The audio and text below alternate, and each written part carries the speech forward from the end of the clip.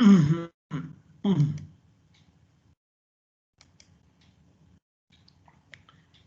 morning to all of you. The slide is visible.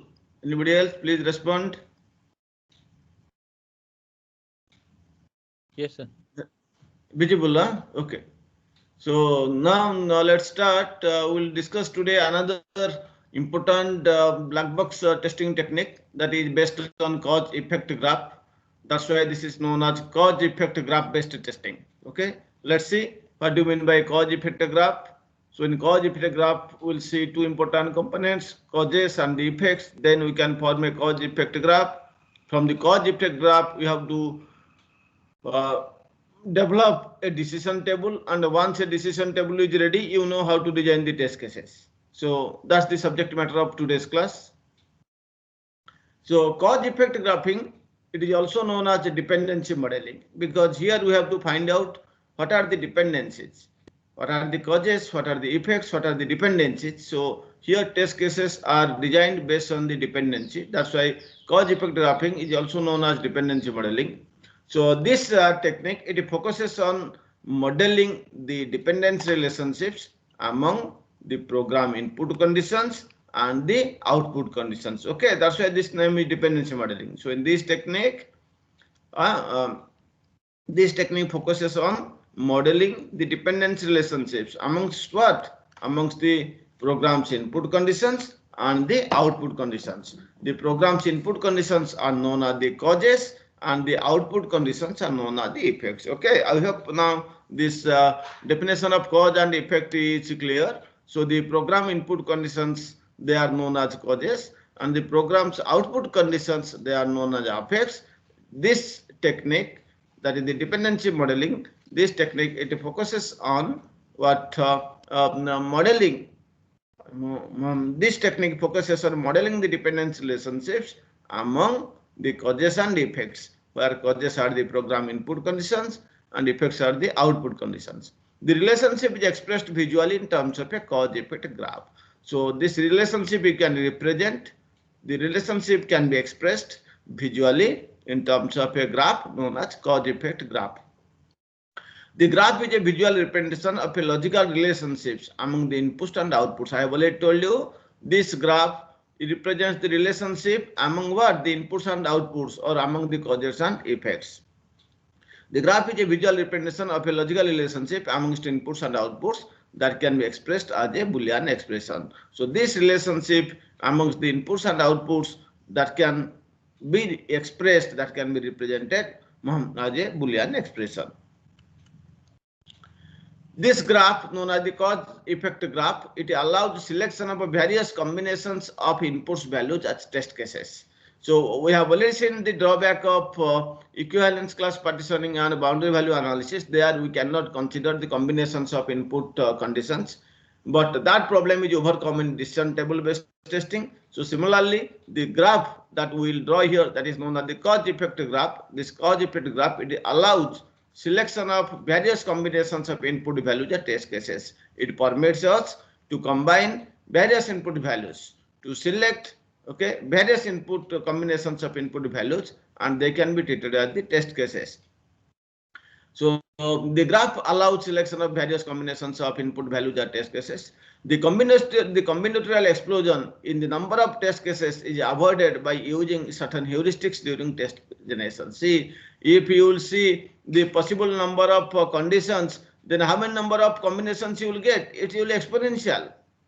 If you see in next class, we will see about this condition testing. It will be 2 to the power n. So if there are many number of conditions, in how many ways you can combine, that may be that can lead to what maybe to the power of e to the power n or exponential like that. So the combinatorial explosion in the number of test cases, it is avoided in this technique by using certain heuristics during test case generation. Now we'll discuss about these causes and the effects with maybe some greater detail and with some examples.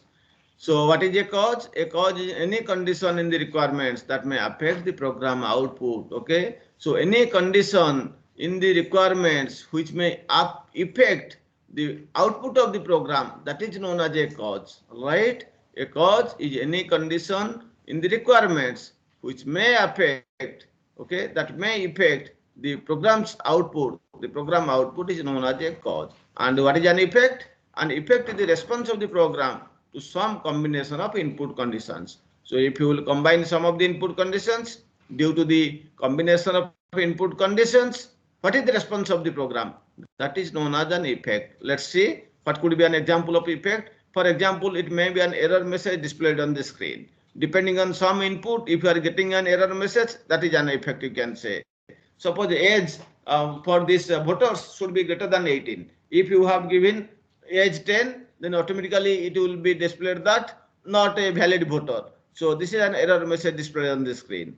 Similarly, another what effect could be a new window displayed. Based on some input or based on some command, a new window is displayed. That is another example of effect. A database is updated. You are updating the database, maybe name, age, mobile number, etc. If you are using some command or changing some input variables or entering some input conditions, as a result, a database is updated. That is also an example of effect. So in this way, we have discussed the causes and the effects with some examples. We'll take more examples later on.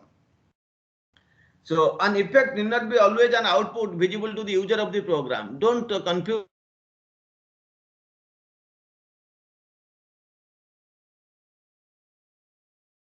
that always out here. Yes, to this. It can be an internal point also. Instead, it could also be an internal test point in the program that can be probed during testing to check if some intermediate result is as expected. So it need not be the final output which should be visible to the user.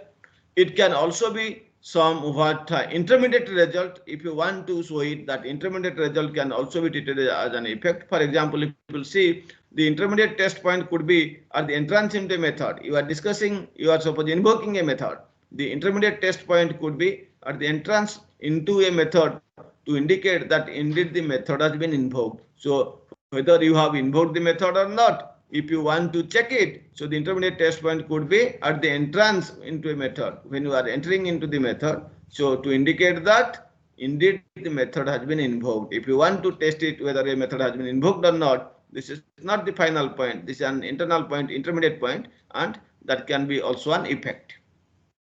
So for example, the intermediate test point could be at the entrance into a method to indicate that indeed that method or the method has been actually invoked. We'll take another example to illustrate the concept of causes and effects. Suppose there is a we can say that a machine is there, just like ATM machines or coffee vending machines. So suppose there is a machine which will dispense some dry foods also. Let us consider the requirement dispense food only when the DF switch is on. So in that machine, there is a switch called that dispense app. DF stands for dispense food. So the requirement is that the food will be dispensed only when this switch, DF switch is on. DF means dispense food. So here, what is the cause? That means switch is the input condition. Input condition is that switch should be on. So that is the what cause. And what is the effect? Due to the switch is on, what effect is happening? What is the outcome? Outcome is dispense food. So here effect is dispense food. So for this particular example, the cause is DF switch is on, and which is the input condition, and effect is dispense food, which is the output. This requirement implies that a relationship between the cause and the effect is there. That means this requirement implies a relationship between the cause and effect. What is the cause here? DF switch is on. What is the output or what is the effect? Dispense food. So this requirement implies a relationship between the DF switch is on and the effect or the output dispense food. There can be other, because in a software when we are developing, there are many requirements. So this is one requirement we have to consider. Other requirements might require some additional causes for the occurrence of the dispense food effect. So if you will consider some other requirements, you might have to require some additional causes, some additional conditions for the occurrence of this dispense food effect. Okay. Now let's see how you can design the cause effect graphs. So the testing would be a lot easier if we could automatically generate test cases from the requirements, isn't it? Without writing the code, without generating design documents, or without writing the code, if you can directly generate the test cases from the requirements, then the tester, he need not have to wait. The customer need not have to wait. At the initial time, from the beginning, we can design the test cases. So testing would be a lot easier if we could automatically generate test cases from the requirements. So there was some work done at IBM. So they are investigating the method that can the requirement specifications be systematically used to design the functional test cases. So in IBM, they are working on this topic, whether the test cases, functional test cases, they can be designed directly from the requirement specifications. Then they were succeeded. They were success. Let's see what then. So they found out that yes, the functional test cases, the black box test cases can directly be designed, can be developed from the specifications, from the requirement specifications. So then how to design those test cases from the requirements? First step, what we should do? First step is examine the requirements. You have to examine the requirements of your problem.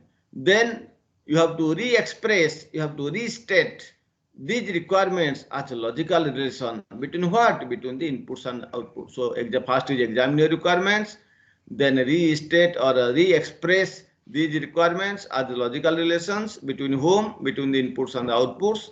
What is the result? The result is a Boolean graph which represents the relationships among what? The relationships between the input and the outputs, or the relationships between the causes and effects. And this resulting graph is called as a graph called as a cause effect graph. Okay.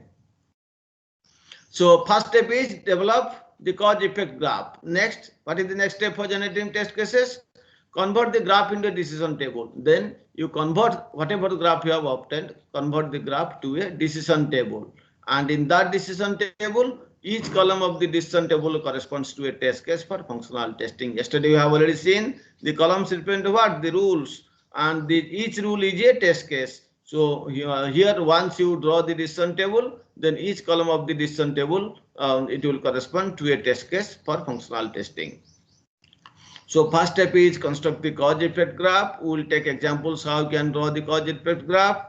Then convert the cause effect graph to a decision table where each column of the decision table corresponds to a test case for functional testing. So let's summarize what are the steps to be followed to create the cause effect graph. First, study the functional requirements. Then mark and number all causes and effects. You just number them, maybe 1, 2, 3, 4 like this. Mark which are the causes, or from the requirements mark which are the causes and which are the requirements. Then you number all the causes and the effects. Okay, so mark which are the, so first study the functional requirements, identify what are the causes and what are the effects. Then mark the causes and the effects. Then number all the causes and effects, like 1, 2, 3, 4, you number all the causes and effects. All the causes, not clauses, all the causes and effects. Then the numbered causes and effects become nodes of the graph. So after numbering, you will get the numbered causes and effects. These numbered causes and effects, they become ultimately the nodes of the graph. Because you know, in a graph, there are two important components, the nodes and the edges. So here, these numbered causes and effects, they become the nodes, and the relationships, the dependency among them, they will become the edges. So first step, what you do? In order to draw the cause effect graph, first you draw the causes on the left hand side. Try to draw the causes on the left hand side. Then draw the effects on the right hand side. Then what are the logical relationships? Try to find out. Draw the logical relationship. Express the logical relationship between the causes and the effects. And those logical relationships, they will be treated as the edges in the graph. Draw the logical relationship between causes and effects as edges in the graph. So if you want to add some extra nodes, you can add to simplify the graph. If the graph it is becoming a little bit complex to understand, you can add extra nodes. Extra nodes can be added to simplify the graph. In my example, I will show how some extra nodes can be added. So before drawing or taking up a simple example, let us see what notations you can use, because I am representing what? The logical relationships. So what could be the logical relationships? How they can be modeled in a cause effect graph? Let's see. So if there is a statement like if condition A, then B, or then take action B. So if A, then B, if this kind of relationships are there, so here A is the cause, B is the effect. So here I have represented A as a node, this is the cause in the left hand side, B as the effect, that is in the right hand side. So if there is a simple statement like if A then B, then what you do? Simple draw what two nodes and join them by a straight line. This represents if A then B. If there is a statement like if A and B, then C, then how to draw? So first draw the causes in the left hand side A and B. What is the effect? Here C, join A, C and B, C, and the relationship is what? And. So write in between in this joint, write the symbol and. So and symbol means, this means A and B, then true. That means when A and B will be true, then action C will be taken, then output C will occur. In this you can represent if A and B then C. Similarly, you can represent if A or B then C, same notation, A, B are the causes, C the effect, but in between, actually this or symbol you can little bit write towards closer to this angle. So inside the angle you write or, that means if A or B then C, that means if either A or B is true, then action C will be taken place, effect C will occur.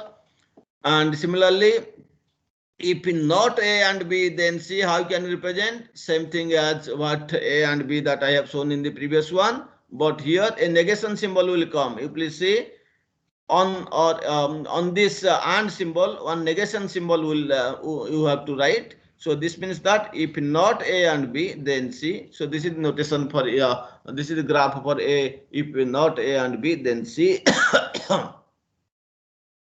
Similarly, you can write if not A or B, then C. If this you draw first if A or B, then C, then draw a negation symbol over this or symbol. So when you are putting the negation symbol over the or symbol, this will represent if not A or B, then C. And if you want to just simply if not A, then B, we have already seen if A, then B. This I have already shown you.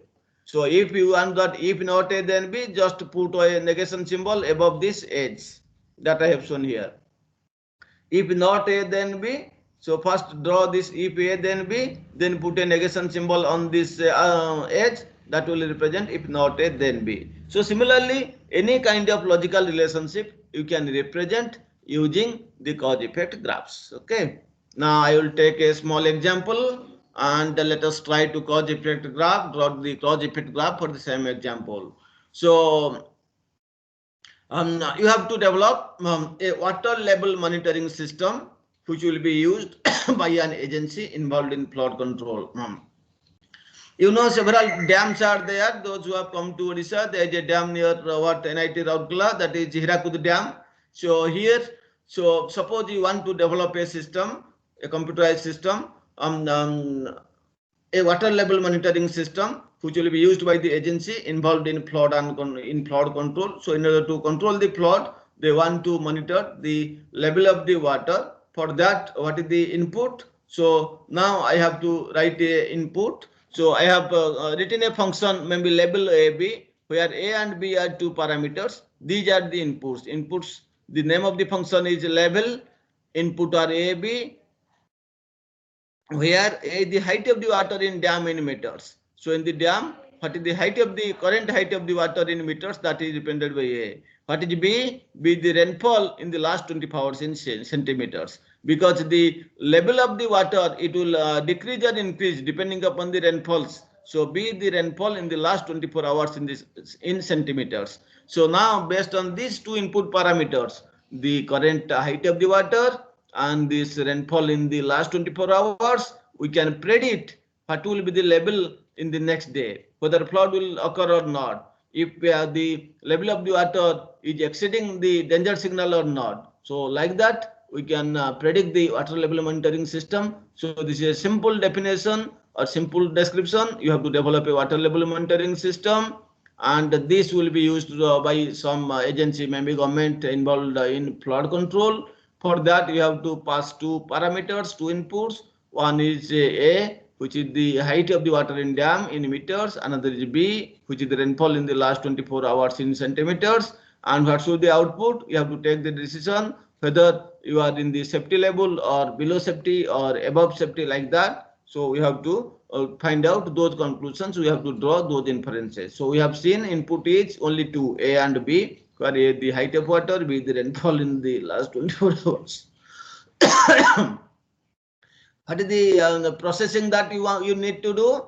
The function level, it calculates whether the level is safe or it is too high or it is too low. Okay. So this function level, what does it do? It computes, the function calculates whether the water level is at safe state or it is too high or it is too low. If it is safe, it is okay. If it is predicted that it will be too high, then flood may occur. If it is too low, then several power cut will occur, because if the level of the water is very much less, then obviously you will get power cut in summer. This happens normally summer, and that's why in summer you will get so many times power cuts. So what output you want in the screen when the software will be fully developed? You may you may want the following output. Some message on the screen will be displayed, like whether the level is safe or whether the water level is high, or maybe if you want whether the water level is too low. If you are considering only flood monitoring, then safe and high is okay. If you want to do another thing, that power consumption or this generation of power, then you have to add level is equal to too low. Another is invalid syntax. Somebody has given somebody has given level A only, no B is not there, or B not in 24 hours, some other things, or this syntax of the level is wrong, A semicolon B, or A plus B, like this. So then that will become invalid syntax. I have already told you while designing the equivalence partitioning, always consider also what invalid cases, because some laymen they may give what invalid input. Accordingly, some error message should be displayed. So the output could be, I am only considering this flood control, so I am not considering now the power generation. So for me, the output should be the message on the screen as follows: level is equal to safe or level is equal to high. If level is safe, there is no fear, flood may not come. But if the water level is high, there is every possibility that flood may occur. Another is invalid syntax. This function name, when you are calling, some mistake you are doing, so that is invalid syntax. As a result, some error message may be displayed like invalid syntax. Okay. So now I will try with this problem description. I should try to draw the cause effect graph first, then the decision table, and then we will construct the test cases. So now let us first step is clearly analyze the requirements, and from that requirements identify what are the clauses, and I think it should be causes, not clauses. And from the causes you find out, isn't it? Identify first the causes. So it is not clauses, it should be causes.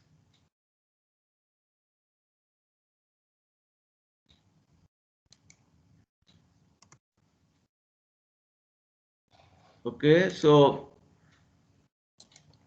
first step is we have to examine the requirements. After examining the requirements, we can separate the requirements into 5 causes. Let's see what are the 5 causes. See, one is already I have written invalid syntax. So the function call, the function definition should be proper. So what are the requirements? Just 1 second. Okay, so first one is, first cause is, first 5 letters of the command is label, isn't it? What is my function name? Label, LEVEL. If somebody has written LABEL, label, that is wrong. So first thing is that the first 5 letters of the command is label.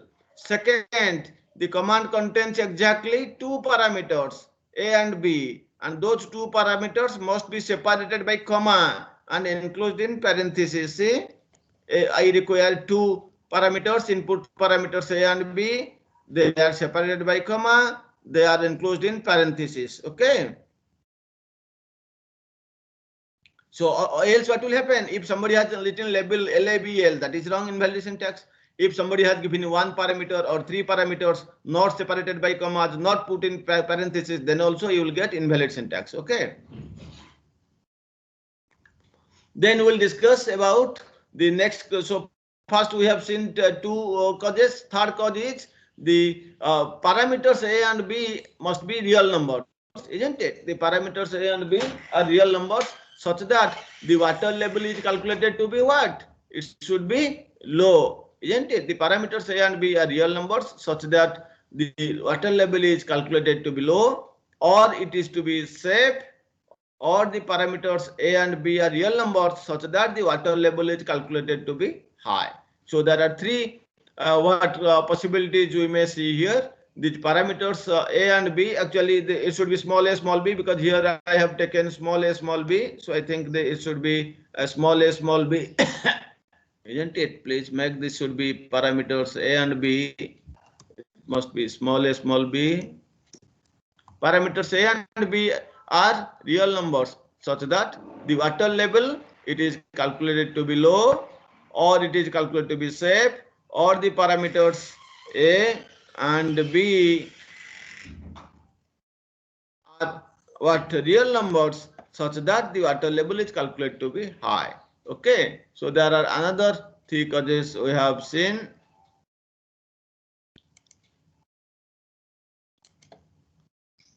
Then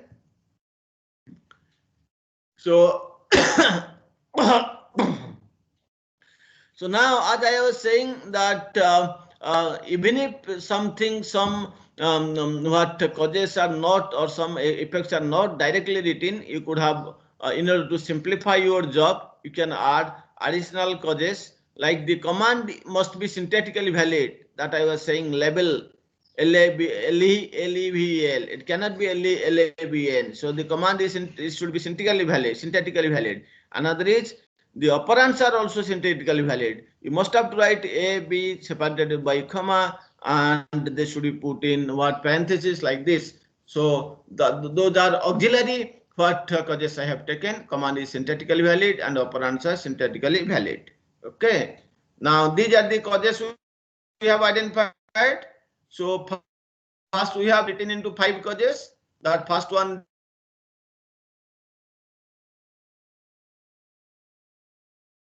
the parameters A and B separated by command enclosed in parentheses. And the third cause is that the A and B should be real numbers so that the water level is calculated to be low, or it is calculated to be safe, or they are calculated, or the water level is calculated to be high. 5. And in order to simplify my requirements, two auxiliary causes I have taken. That's why I have given 1 0, because they are variations of first 5 letters. Command is label, so I have taken as 1 0. So command is syntactically valid. Another additional or auxiliary cause I have taken, the operands also, they must be syntactically valid, where I have written that the commands exactly how many parameters? 2 parameters or 2 operands. So 2 parameters. So the operands A and B are the operands here. The operands are syntactically valid. So what are the effects in this case? You can see that there are 3 possibilities, 3 effects. Label is equal to safe, label is equal to high, and otherwise you are given some invalid syntax. If a wrong function name, wrong parameters you have given, the output should be that invalid syntax. So 3 effects, and how I have numbered them? Simply here I have written these causes as C1, C2 you can write or simply 1, 2, 3, 4, 5, and the effects are, in order to mark the difference, I have added the prefix E means effect, E1, E2, E3. So from the problem description, I have identified 5 causes and I have inserted 2 additional or auxiliary causes and the 3 effects I have identified. Okay, now we should go to draw the cause effect graph. How to draw? As I have already told you, left hand side what I should put? The causes. So 5 causes I have identified, 1, 2, 3, 4, 5. What are the causes? I have already mentioned here, 1, 2, 3, 4, 5. And what I have taken, 2 more additional or auxiliary causes, one for command, another for operand. They are related with, this 10 is related with 1 because this what related to command. 2 is related to the parameters of the operands. So this 11 is related to the 2. So now with this we should draw the graph. How I have drawn? First left hand side I have put all the causes, 1, 2, 3, 4, 5. Then 2 additional causes, 10 and 11. On right hand side, what I will write? All the effects. How many effects are there? 3 effects are there. E1, E2, E3. 3 effects. Now, after putting the nodes, what I will do? I have to draw the what? I have to model the relationships, the dependencies. What you can see that? First, one. What is one? One is, you can see first 5 letters of the command is label, and this should happen. So, and what is 10? 10 is command is syntactically valid. So that means if A, then only B will occur. That means if first 5 letters of the command is label, then only we can say that command is syntactically valid. So what I have done here, simply I have drawn an arrow from 1 to 10. That means if 1 is true, then 10 is true. That means if your command is label, then only it is syntactically valid. Then what is 2?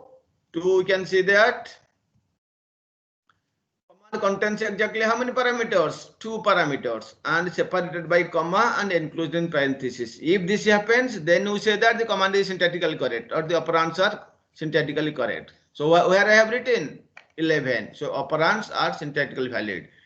So when 2 will be true, then only 11 will be true. So that's why I have added another edge from 2 to 1. Sorry, 2 to 11. Now I will go to model how the causes are affecting the effects. So let's see. First condition we can see what is the problem description. The function calculates whether the level is safe, too high or too low. So, and how can know that whether this is too low or too high? So before going to that, let us first take the invalid syntax we can see. Then we can go to this. So when we will get invalid syntax? When these 1 and 2 they will become false, isn't it? When 1 and 2 are false, but I have already told you 1 is related to 10, because if command is correct, or this the first level, the first 5 letters of the command is label, then only we will get a valid syntax. That is, command is syntactically valid. Similarly, if command contains exactly 2 parameters which are separated by comma and enclosed in parentheses, then we say that 11 is correct, or operands are syntactically valid. If 10 is now not correct, 11 is not correct, that means what? That command is syntactically invalid, operands are syntactically invalid. So what we will get? We will get an invalid message. So that I have written here. Please try to see. So if 1, then 10. That means if 1 is true, 10 is true. Now you please see, if 10 is false, what will happen?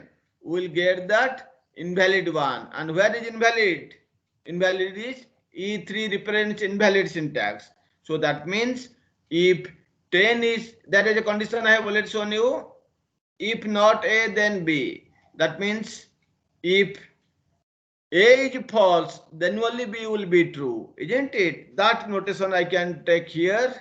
That means now, if 10 is false, 110 I have already represented. If 10 is false, then what will happen? E3. What is E3? E3 is invalid syntax. That means when the label, the first 5 letters are not label, and this command is syntactically invalid. So then what will happen? Obviously we will got invalid syntax. So that's why please see, I have drawn an arrow from 10 to E3, and I had put the negation symbol. Why negation? Because this is a case of if not A, then B. So that means if this 10 is not true, it is false, then E3 is true. And what is E3? E3 is invalid syntax. That's why I have drawn edge from 10 to E3, and I had used the symbol negation. Similarly, you see, I have already told you 2. What is 2? So cause 2 is that command contains exactly 2 parameters separated by comma and enclosed parentheses. If this is true, then only 11 is true. That means operands are syntactically valid. If this is false, that means operands are not syntactically valid. Then what we will get? We will also get the invalid syntax. Which one? E3. So that also I have to add. How? Again, I have to add an edge from 11 to E3. And what I will write? I have to write this what? I have to write this negation symbol. This means that what? This means that if 11 is false, this is a case of if not A, then B. If 11 is false, that means operands are not syntactically valid. Then what will be true? E3 will be true. What is E3? Invalid syntax. You will get invalid syntax. Okay. So this is happening. Another case you can mark. Either 10 is true or 11 is true. Or let us check in this way. Either 10 is false or 11 is false. Then obviously you will get E3. That is invalid syntax. It's not necessary both of them should be true. If either of them is true, then you will get this. So how you can do? This is a case of A or B. If this is true or this is true, that means you have not used valid command or you have not used valid operands. If any of the case is true, then you will get E3. What is E3? Is invalid syntax. So that's why an or symbol is mentioned here. So this represents that if either of the two things, that means either the command is wrong or the operands are wrong, you will get the message invalid syntax. Okay. So E3 is done. Now we'll come to E1. What is E1? E1 is label is safe. When you will get the label is safe? Let's see. In order to get the water label is safe, first of all, you should have entered valid command. You should have entered valid operands. So that's why they must be true. I have directly added an edge 10 to E1 and 11 to E1. Please mark. In order to be, whether it is low, safe or high, whatever that, the first two requirements must be true. That means they must be, the command name must be valid and the operands also they should be valid. So I have added an edge 10 to E1 and 11 to E1. Then how I can get that this is what? E1 represents what? Safe. When you will get safe, you can see safe is that when it is either low or safe. Isn't it? When the water level is either low or safe, you can say that your water level is safe. So how you can get that? So I have to draw an edge. So where we have got that safe, you can see I have already told you in 3 and 4 parameters A and B have been chosen in such a way that water level is calculated to be low, or parameters A and B are chosen in such a way that the water level is safe. Where did I get? Cause number 3 and cause number 4. That means if 3 and 4 are true, then I should get what? E1 is true. So that's why I have added an edge from 3 to E1. Then also I have added an edge from 4 to E1. Isn't it? And now you see there are two possibilities I am getting. One, that for 3, another for 4. That means one for the low value, another for the safe value. But please remember, for this, these two things must happen. That 10 and 11 must be true. So here two cases I am getting. 10, 1, 3, one possibility. Another is 11, 3, 4, one possibility. So I have to take, so now I have to apply AND operation. Why? Because 10 has to be true, 11 has to be true, and cause number 3 has to be true. So that's why please see the first, this arrow, this angle, I have used a AND symbol. Another possibility is that for the safe case, again 10 has to be true, 11 has to be true, and 4 has to be true. So that's why I have taken the second possibility. Second possibility is between what? It is again 10, 11 and 4, the second AND case. Now we should go for which one? This other possibility is E2. E2 is what? Very high.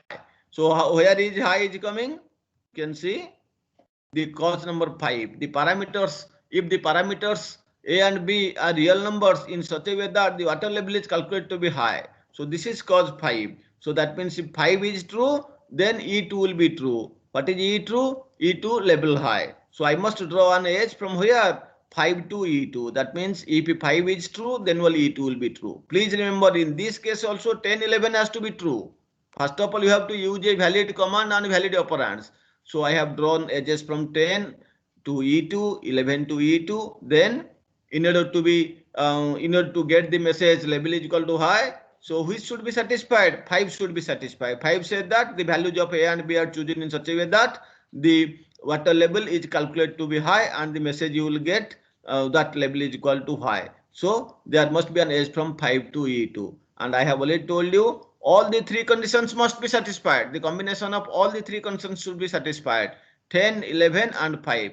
That's why I have connected these three edges through one AND operator. So that's why at this angle an AND operator is written. So in this way, here we have represented the causes on the left hand side, the effects at the right hand side.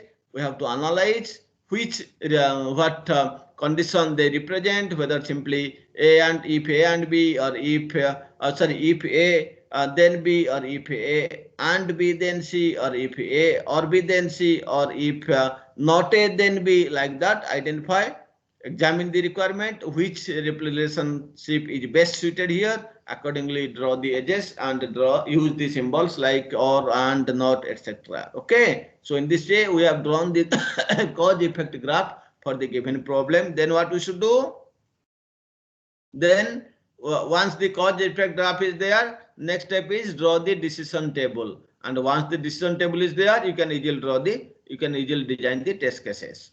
So now after the cause effect graph is there, you can construct the decision table.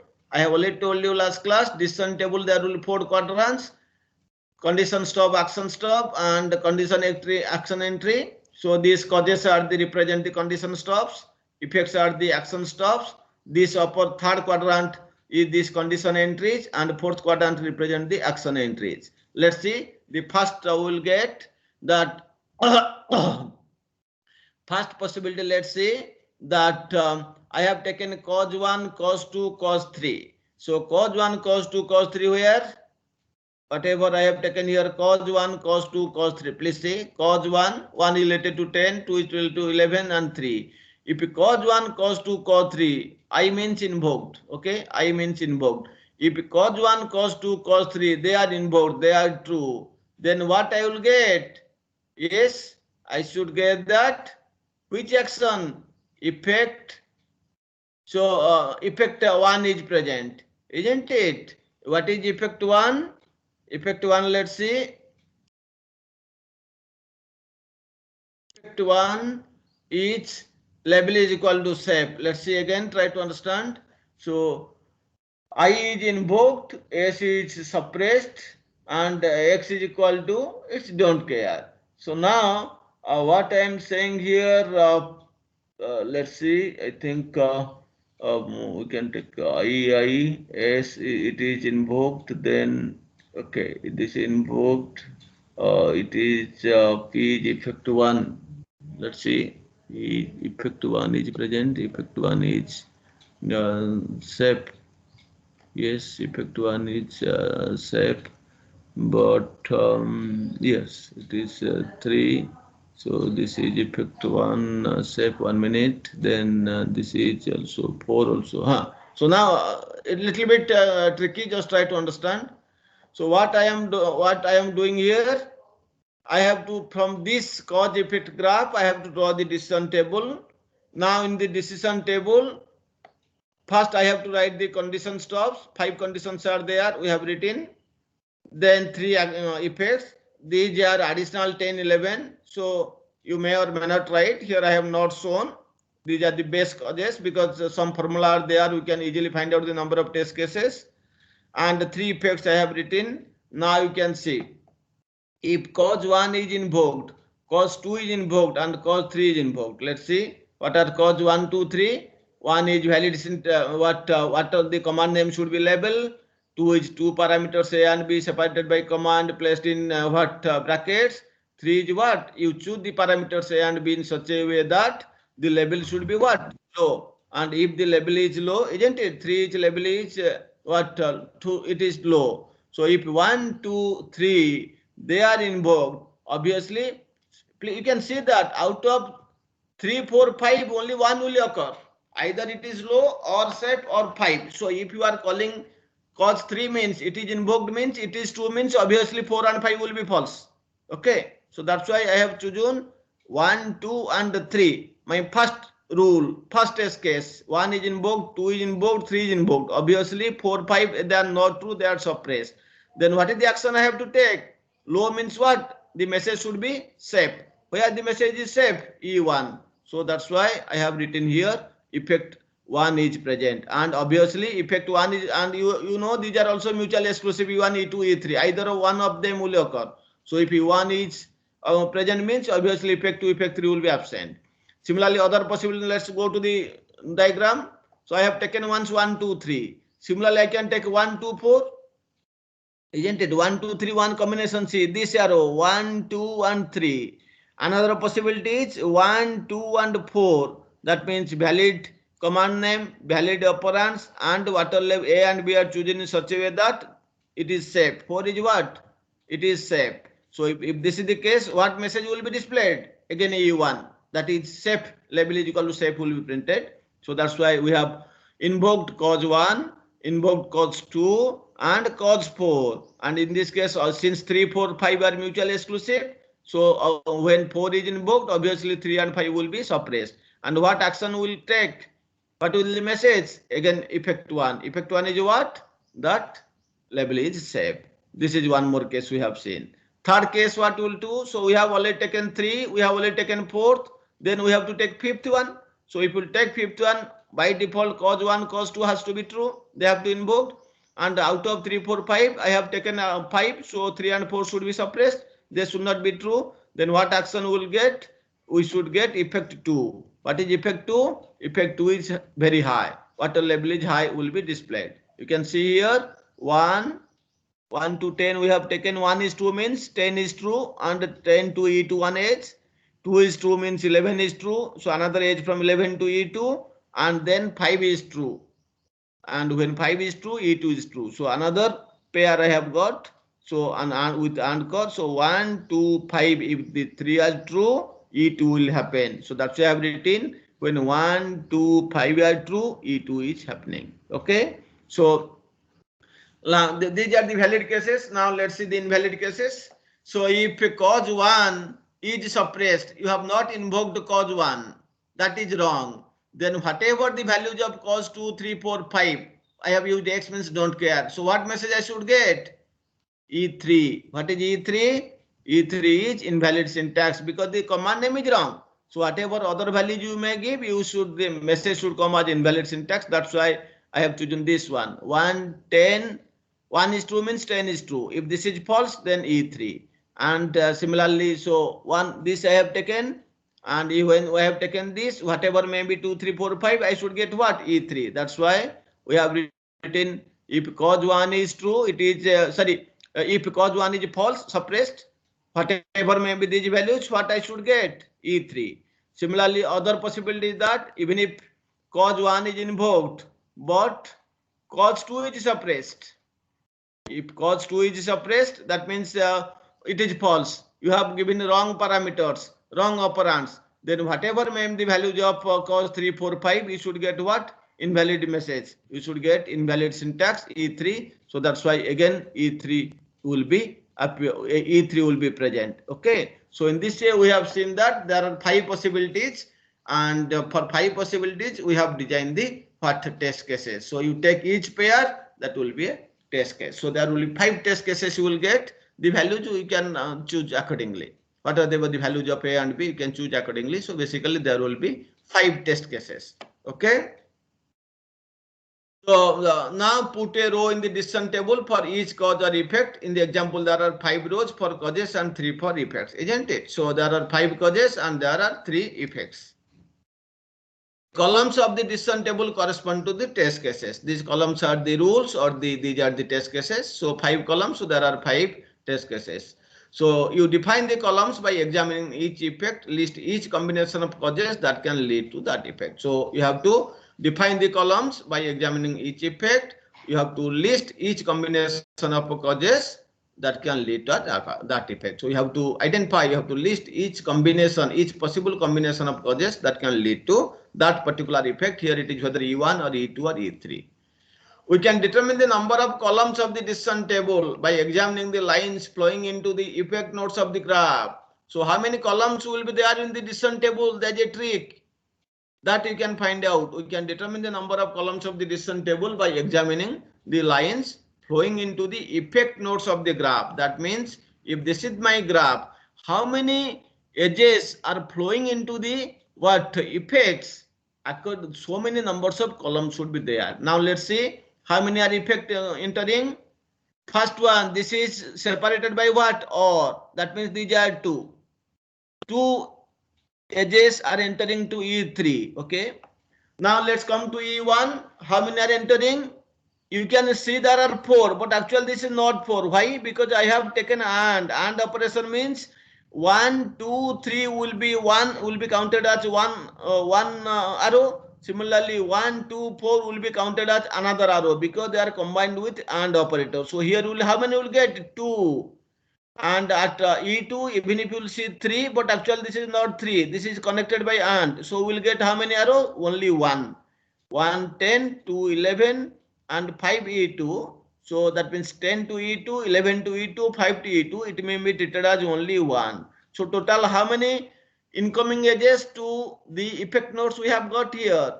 For E3 2, for E1 2, for E2 1. So how many? 2 plus 2 plus 1. 5 number of incoming arrows are coming to the effect nodes, and hence we should conclude that 5 number of columns must be present in the decision table. If 5 number of columns are there in the decision table, obviously you should get 5 number of test cases. You should design 5 number of test cases for this problem. Okay. In this way, we have seen that how the number of arrows leading into the effects can give you an idea about the number of columns in the decision table or the number of what test cases that you have to design. Okay. We have to define the columns, okay, or define the columns by examining each effect, list each combination of causes that can lead to that effect. We can determine the number of columns of the decision table. How? By examining the lines flowing into the effect nodes of that graph. So therefore, for our previous example, so how much we are getting? We are getting 5. But if you'll see, or if you this condition-based testing will see while discussing white box test cases, white box testing. So there is a simple rule: if there are n number of conditions, you have to design 2 to the power n number of test cases. That's a rule. And in this case, there are 5 conditions we have seen, because 5 those are original conditions. 2 we have added as to help us auxiliary. So 5 are the I have identified 5 causes. So 5 causes means how many test cases we should have designed. If we will follow the normal technique, the condition-based testing, we should have designed 2 to the power 5, that is 32 test cases. But by using the cause-reflective graphing technique, we require only 5 test cases because 5 columns. So we require only 5 test cases. Okay. So this is how the number of test cases is drastically reduced by using the cause-effect graph-based testing technique.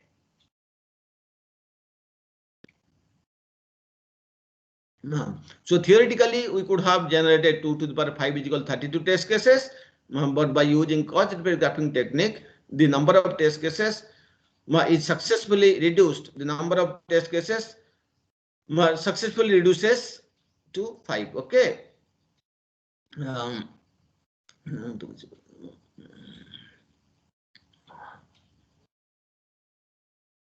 Theoretically, you could have generated 2 to the power 5 equal 32 test cases, but by using cause-effect graphing technique, this reduces, or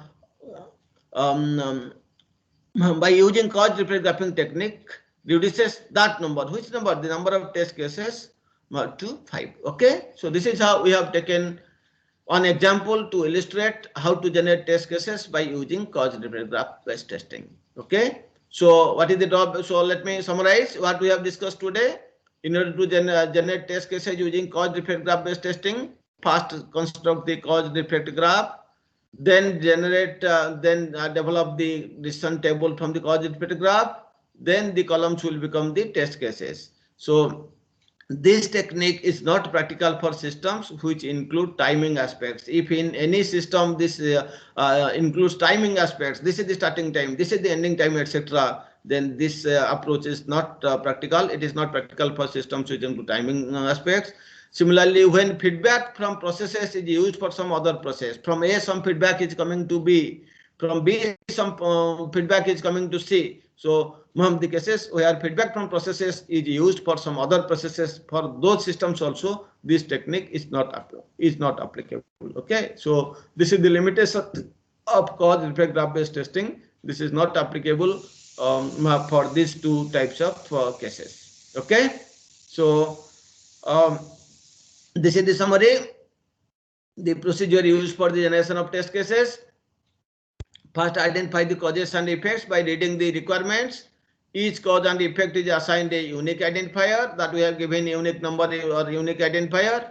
Note that an effect can also be a cause for some other effect. That is also possible. One effect can also be the cause for some other effect. Then express the relationship between the causes and the effects using a graph known as using a cause effect graph. Then transform the cause effect graph into a limited entry decision table because you are using only two possibilities, either true or false. So transform the cause effect graph into a limited entry decision table, hereafter referred to as simple decision table, because we are not using this other table. We have used the limited entry decision table. Then transform the cause effect graph into a limited entry decision table. Hereafter it is referred to as decision table. Then generate test cases from the decision table. Each column of the decision table will become a test case. Okay, this is the procedure which will be used for the generation of test cases. So these things we'll discuss next class. Let us stop here. Some more elements, some more notations, and some more examples we'll discuss in the last class. Thank you very much. Now let's come any doubts, please. Little bit difficult, please. Example, read from the books and try to this I have taken from Naresh Chauhan book. So you have to read today, otherwise you cannot understand anything else on tomorrow. So if right now those who are having classes, they can leave, and those who are those who want to ask any doubts or questions can ask, because this is very much important. If you want to take some time, please read it today and tomorrow you ask. In order to complete this thing, tomorrow I will take a class at 11 o'clock.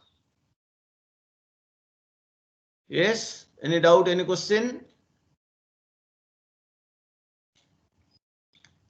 Please go through it today. Okay, so otherwise we will give some time to you. Please read these things today, and tomorrow before starting at 11 o'clock you can ask your doubts, so that tomorrow we'll finish up this thing. Thank you very much.